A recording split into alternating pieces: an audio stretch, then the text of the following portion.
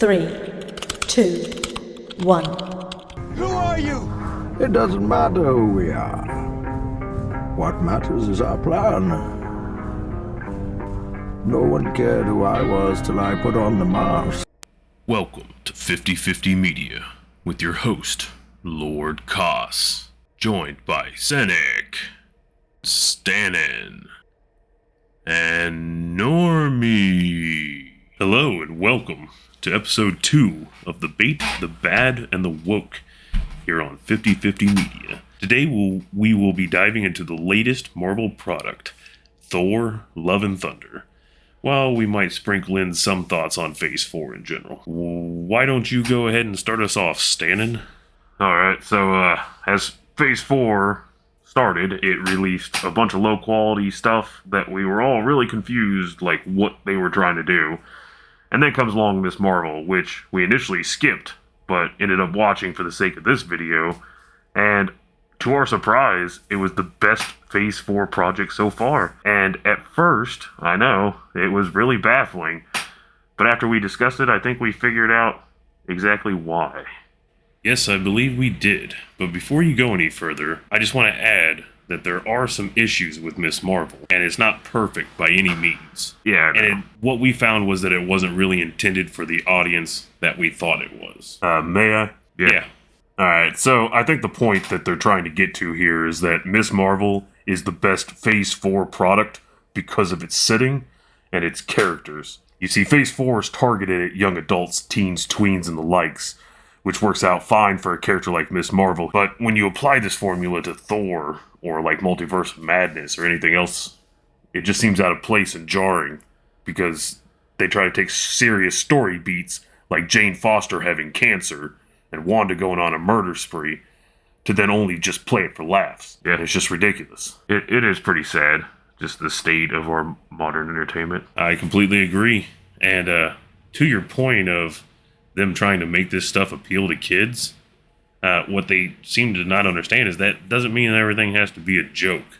Superhero movies should not be comedies unless you're aiming for a satire, or like Deadpool. Then you can do something with it. Also, you should be careful not to make the movies too serious, because there does need to be some lighthearted with it, and I feel like we've gotten good examples of this in the past. But the current overcorrection from serious to funny is just painful to watch.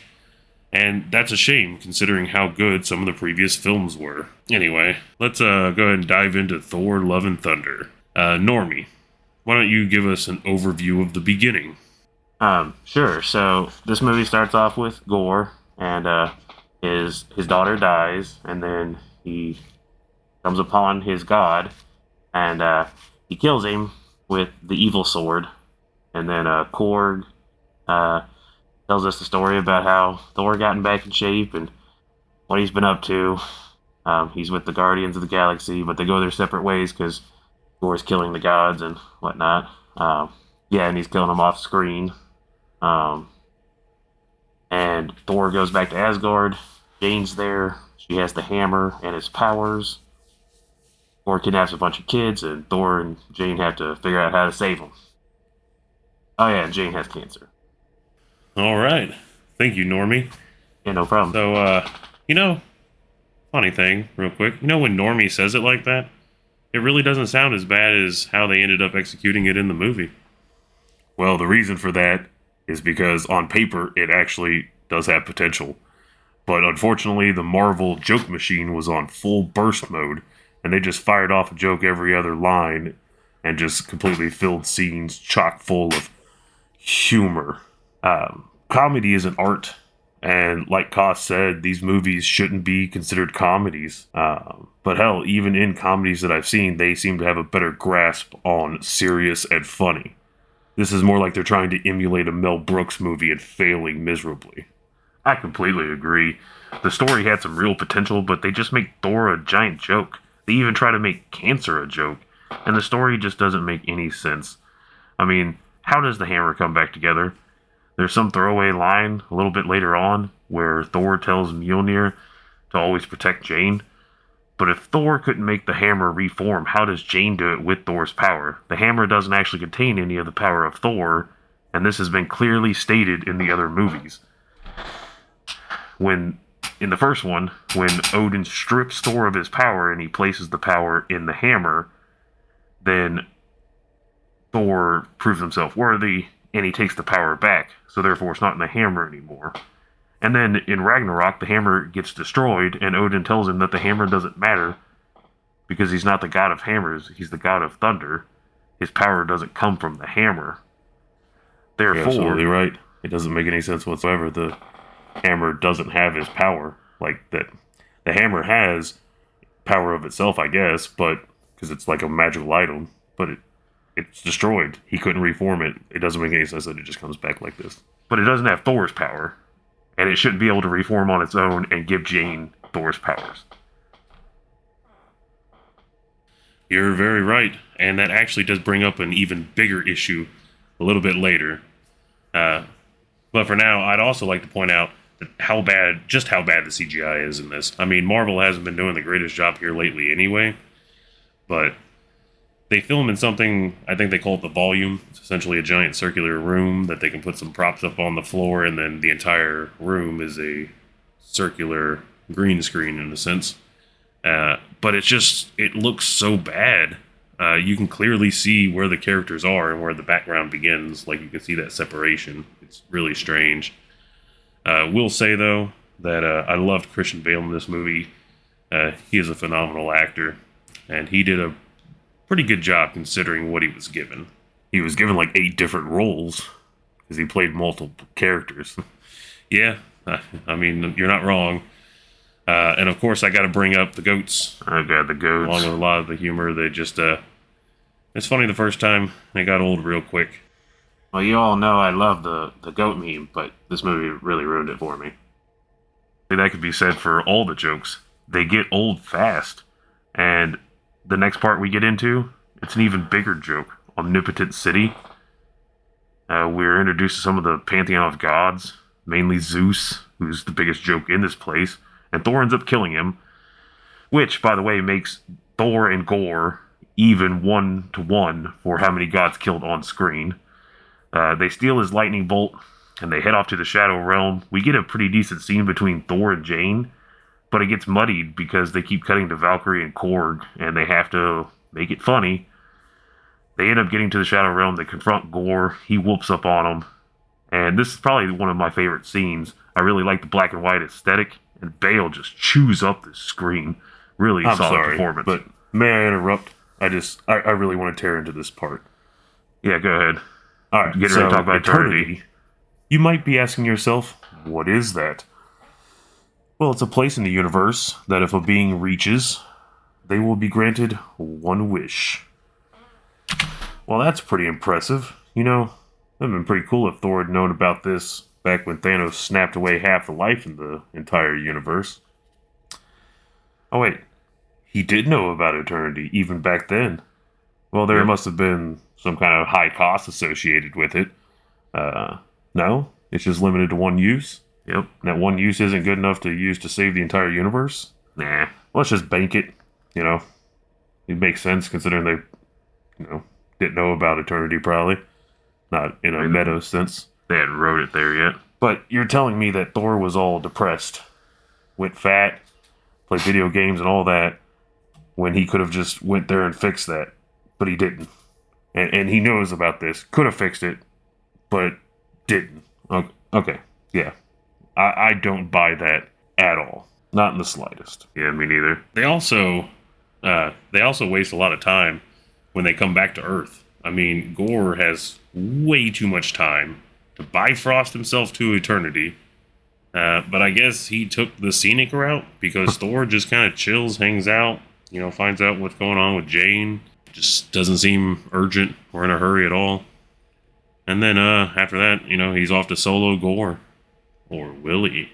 Right, so what happens next really needs to be explained because it's world-breaking. He uses Zeus's lightning bolt and blesses all the captured children with the powers of Thor. Yeah, seriously, that really happens. And we all just have a million questions. Because firstly, does the ability actually require the lightning bolt? If not, I think it holy does. shit, that would have came in handy. Stanton mentioned how eternity could have, been used before, but if he could have just shared his powers, that would have changed everything from the very beginning. I mean, imagine giving it to the Warriors 3, his three friends in the first movie, and how much stronger they would have been as a force. And then moving to Avengers, I mean, imagine Hawkeye and Black Widow with the powers of Thor. Or imagine Cap or the Hulk with the powers of Thor. I mean, so many possibilities. But if it does take the lightning bolt, then he needs to keep that and use it anytime he needs reinforcements in the future. But for some reason, I just don't think that'll actually happen. Nah. See, it's just too world breaking. My bet would be that they never mention it again, or they turn it into a 1,000,000 to 1 shot of working, or some other flimsy excuse as to why they can't do it anymore. I bet you're right. So, moving on, Thor blesses the child army. They fight off the shadow creatures. Thor engages Gore. Jane ends up showing up, which reminds me we should probably mention her little golden story. The hammer's killing her faster. Yep, the hammer that she went to for help, the one that Thor told to always protect her and all that crap, it's killing her. They found that all out before. I mean, I think she knew the entire movie, but Thor finds out before he goes to fight Gore. And if the lightning bolt can turn other people into Thors, why doesn't he do that on like an Asgardian guard or call in another Avenger? Oh, never mind. He just used the child army. So she ends up showing up, and together they destroy the Necro Sword.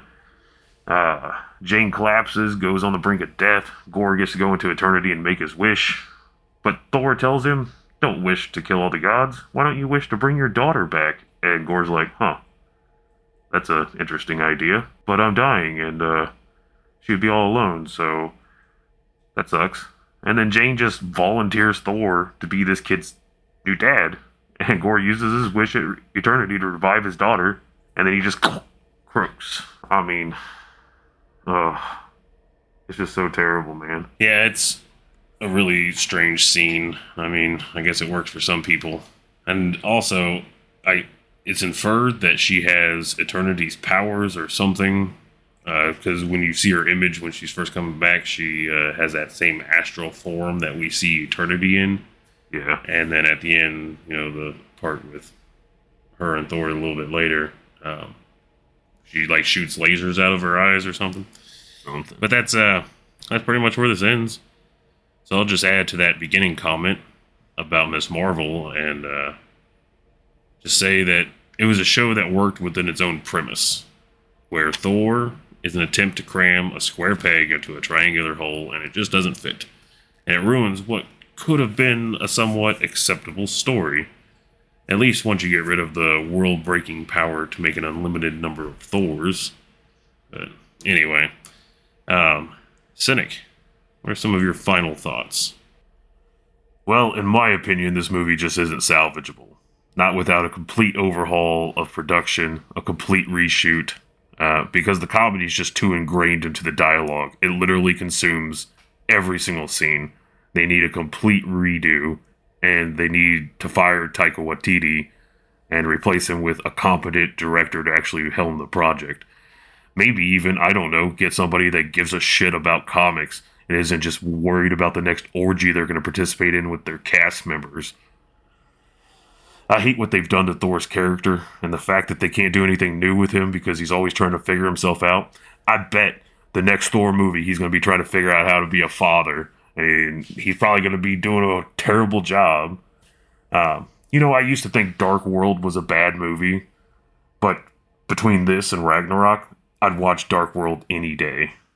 But hey, that's me. Well, I'd have to agree with him. Well, that's a hot take. I think I can get behind it, but I think if I was going to watch any Thor movie, I'd prefer to watch the first one. Well, yeah, I would too, but that wasn't the question. I know. But, yeah. Anyway, thanks, Cynic. Normie, what'd you think? Well, I didn't like the movie very much, and as all of you have already said, it was just really jokey, and I mean, I do like funny movies, but Thor just doesn't seem like the type of movie that should be really, really funny. Maybe something like Spider-Man or Deadpool they can have some funny moments because that's kind of in line with their characters. And in the MCU, they used to do this good with Iron Man. His sarcasm and stuff, like, it really made sense for his character. But yeah, not a fan. Haven't really liked anything from Phase 4. It's been pretty boring and predictable. I think that's all for me. Wow, Normie. Pretty impressive. But I guess the only thing left to say is that maybe, just maybe, they will look at the numbers out there after all this and take a good large look at what they're doing. Thor Love and Thunder is going to end up with a lower box office number than Ragnarok. And while Ragnarok may have had Chinese market, the ticket prices today have rose on average by 40%. And when you break down those numbers, that means about 30% fewer people went to see Love and Thunder than they did go see Ragnarok. With the opening weekend that it had, it should have been an easy $1 billion for him, but the drop-off was just catastrophic. And this movie is only going to end up making about $150 million profit. And meanwhile, Top Gun's making like $700 million profit or so, and it's still climbing. Like, I don't know. And it's just sad that the world has come to that. Never would I have thought that a Top Gun sequel would be making more money than a Marvel product and even be able to compete with a Spider-Man movie. And it's not about superhero fatigue. It's about shitty superhero fatigue. Hollywood, Disney, Amazon, all of them, Warner Brothers, they just need to get their shit together and at least try to make some money. Because at this point, they're just embarrassing themselves. Yes, they are. Truly embarrassing themselves. Right? They are indeed. What an excellent way to cap it off, Stanton. So I don't even think I'm going to say anything else. We're just going to end it here. If you like what you saw, or if you didn't like what you saw, please leave a comment down below and let us know what you think. And we will see you in the next one. Be sure to subscribe. Well, that's it for this video. If you like what you saw here today, I do encourage you to hit that like button, the subscribe button, and ring the notification bell so you'll be alerted to all our future videos. I appreciate the time you've taken out of your day to join us. I'll see you in the next one. I'm Lord Koss, and we are 50/50 Media.